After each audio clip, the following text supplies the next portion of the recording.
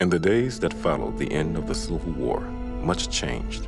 Chancellor Gorkon wasted little time solidifying his position. Under his leadership, the Empire began forging order from the fires of chaos. But only so much can be done now that we have lost the Talinor system.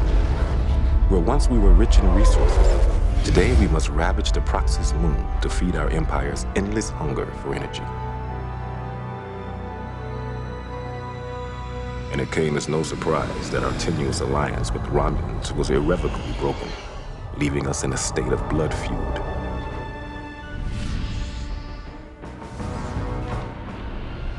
For this, if nothing else, the entire house of Jiho suffered discommendation by the High Council.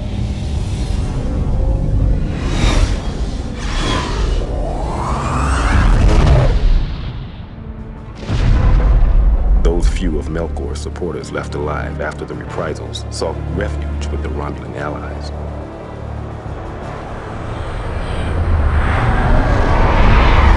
But I believe it is better to die at the hands of an enemy than to live with such shame.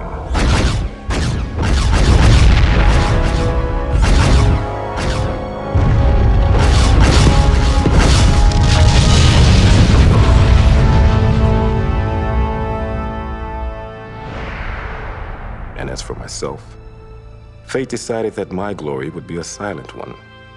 The full extent of my actions during the war was kept secret by the High Council.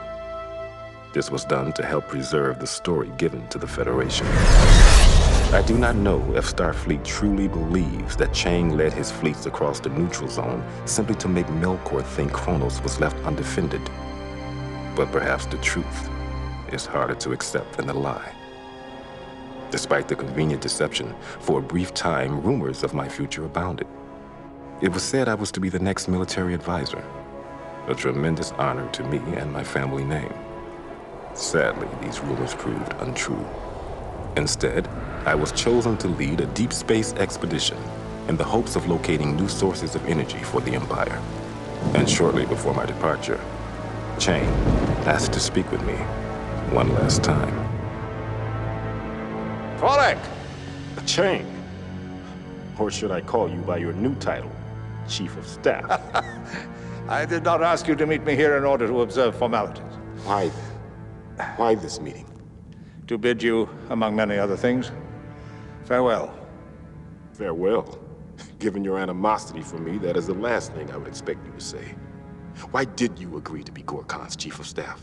Your debt of honor to him has been repaid in full. Oh, no, it has not. Gorkon insisted I serve the next 2 years in this capacity. How did he put it to me? Ah, yes. Despite our differences, there is none more qualified, and no one else I can trust to keep me honest. Those were his words. Artfully diplomatic, wouldn't you say? General Chang, I know that you blocked my nomination to be the next military advisor. So why this friendly farewell? We both know you still harbor a grudge for my actions at the Talinor Nebula. Now, time has made me realize that you were simply doing what I had taught you to do, Torlak.